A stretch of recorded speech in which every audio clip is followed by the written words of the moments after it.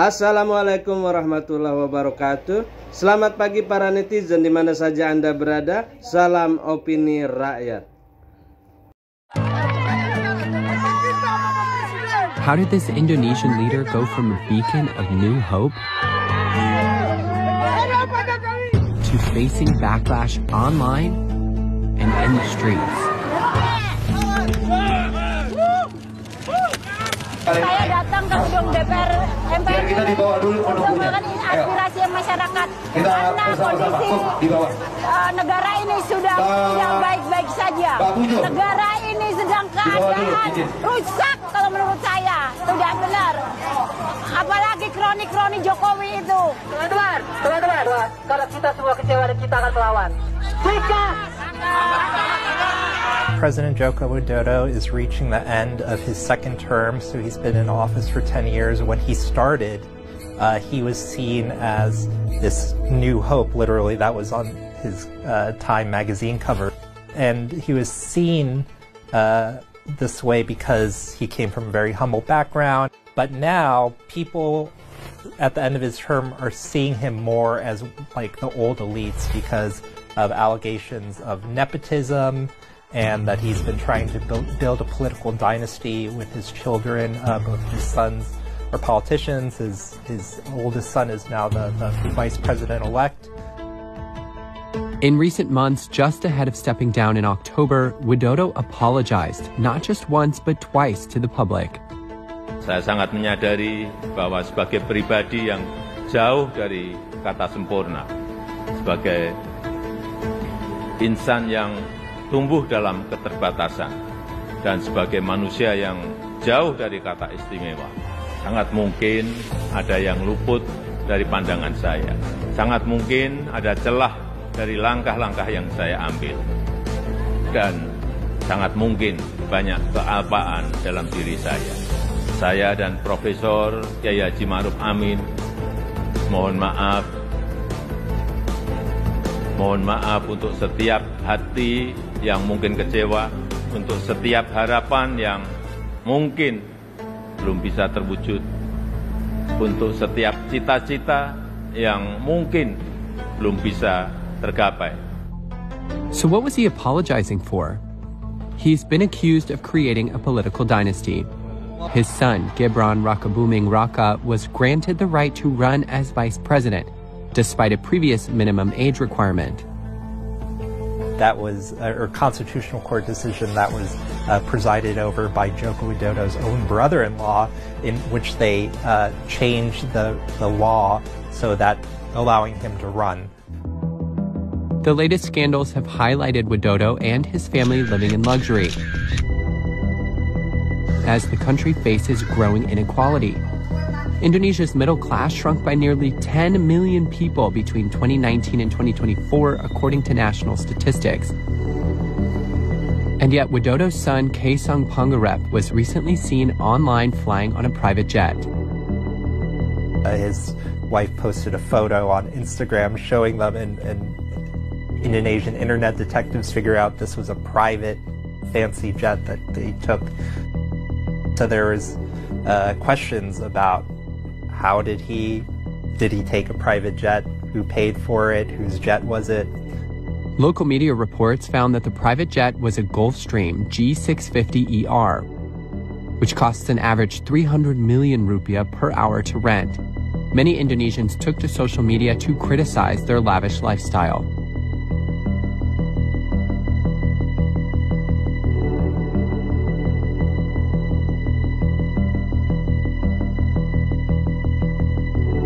Kaesong's wife, Irina Gudono, recently gained admission to the prestigious University of Pennsylvania on a scholarship. A social media campaign quickly asked the university to scrap the financial aid, saying she doesn't need the money.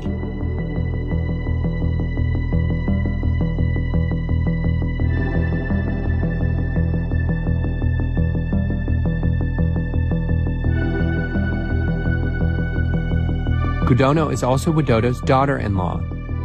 This campaign to get her scholarship revoked is just another example of how the Indonesian people are really disillusioned with Widodo's family, and they see them as just another, corrupt elite political family like many others in Indonesia that bend the rules to whatever they want.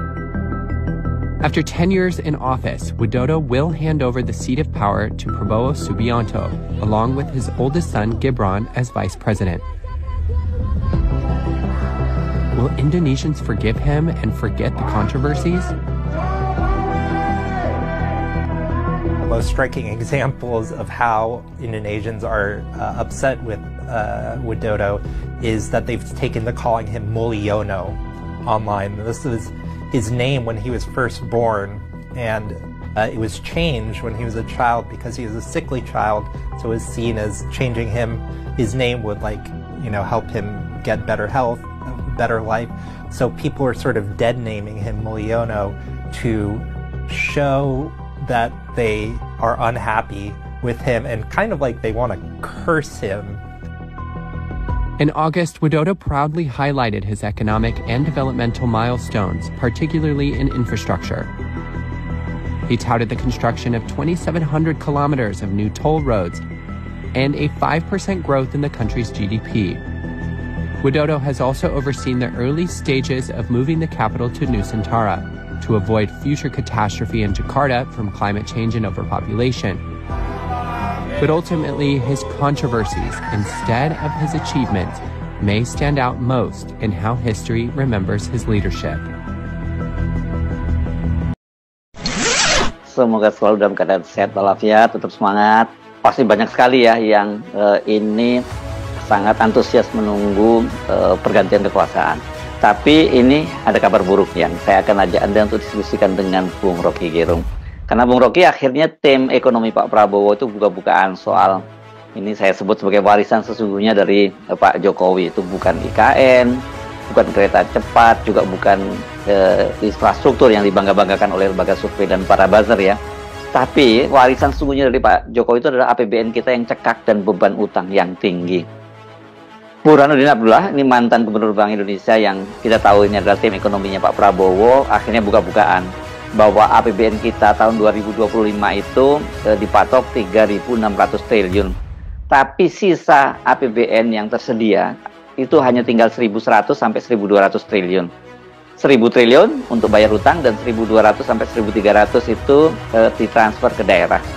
Itu bisa apa dengan sisa APBN sebesar itu, Bung Rocky?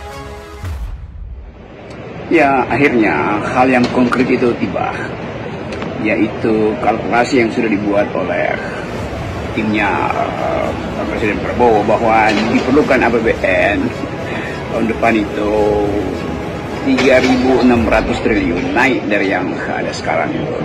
Tetapi sekaligus ditunjukkan oleh tim Presiden Prabowo bahwa dari 3.600 triliun itu yang tersisa tinggal 1.100 atau 1.200 triliun, karena sebagian besar dipakai untuk bayar utang dan untuk transfer ke daerah. Jadi ruang fiskalnya begitu sempit, 1.000 triliun mau dipakai buat apa? Itu pertanyaan utamanya.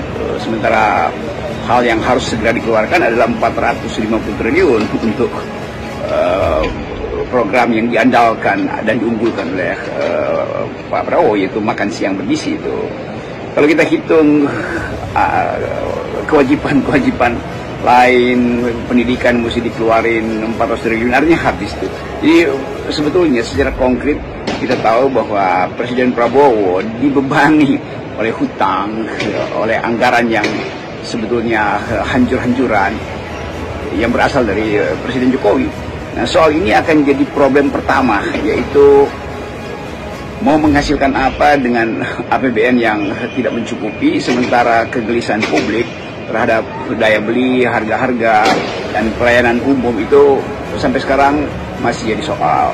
Upah yang rendah, daya saing yang buruk, kemampuan menghasilkan manufaktur itu justru berhenti karena kita mengalami deindustrialisasi. Jadi semua hal yang pernah dibayangkan sebetulnya oleh Pak Prabowo sebagai kelanjutan tentu ada masalah besar sekarang. Karena kita tahu bahwa ambisi politik itu batasnya jelas, yaitu APBN. Nah, kita mulai menghitung kira-kira di periode pertama Pak Prabowo mau pilih program apa. Pasti soal yang akan segera ditagih oleh emak-emak dan siswa sekolah dasar dan menengah kita, yaitu makan siang yang bergizi. Dan kelihatannya juga anggaran itu akan dipangkas karena tentu tidak cukup 450 triliun itu dipakai sekaligus lalu kehilangan daya untuk mendorong sektor-sektor yang lain. Inilah yang kita sebut sebagai paradoks dari pemerintahan yang akan datang, yang dibebani oleh hutang dan ketidaksiapan perencanaan oleh presiden sebelumnya, yaitu Presiden Jokowi. Apa kurang kejamnya Jokowi? Dia bikin IKN, dia jual nggak laku ke Cina, dia jual ke Amerika nggak laku, dia jual ke Mesir nggak laku, dia jual ke Malaysia nggak laku, dia jual ke Singapura nggak laku. Lalu akhirnya dia paksa oligarki itu untuk nyumbang di depan. Kurang cukup. Dia suruh APBN pindahkan 20, 30, 40% ke IKN. Pada saat yang sama, seorang pria berkeluarga di Kupang, tempat Parera, 2 hari lalu merobek perutnya karena nggak bisa beli beras. Pengisan siapa dengan Pak Harto? Tidak pernah ada di zaman Soeharto orang bunuh diri karena nggak bisa makan. Padahal orang ini setiap bulan di Kupang itu nunggu di pintu gerbang desa untuk dapat BLT. Dan itu ilmunya Jokowi, membujuk orang supaya tidak produktif, supaya tidak pinter. Bagian besar mereka yang nunggu BLT itu adalah pemilih yang tidak tamat kelas 7. Bagaimana mungkin kita bicara hal-hal yang normatif, etik pada pemilih yang 80% dari pemilih Indonesia itu tidak tamat kelas 7, artinya tidak tamat SMP. Mereka menunggu serangan fajar, mereka menunggu BLT. Itu bengis namanya. Zaman Pak Harto kurang ajar. Dia suruh konglomerat eksploitasi sumber daya.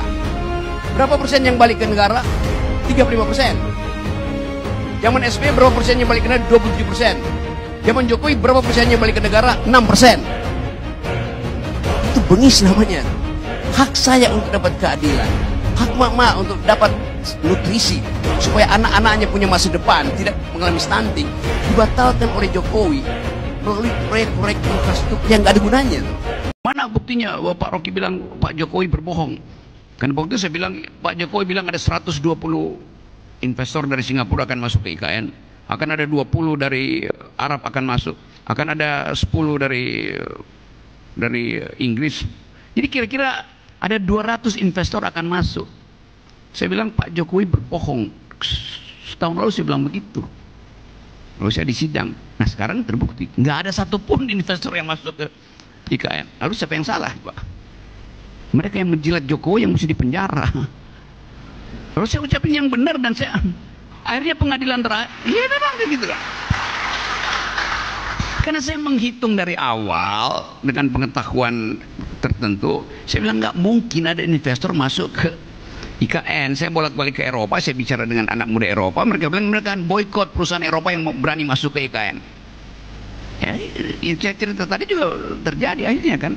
2 perusahaan besar kabur dari Indonesia gara-gara tekanan dari anak-anak muda Eropa yang melihat bahwa Indonesia itu merusak bumi, membuat bumi makin panas. Akibatnya apa ya? Kartensnya meleleh. Itu intinya. Jadi kita berpikir ekologis, artinya berpikir sebab akibat itu di tingkat planet. Sobat netizen, apa pendapat Anda? Silahkan ditulis di kolom komentar. Terima kasih telah menyaksikan video ini sampai selesai. Salam hormat. Wassalamualaikum warahmatullahi wabarakatuh.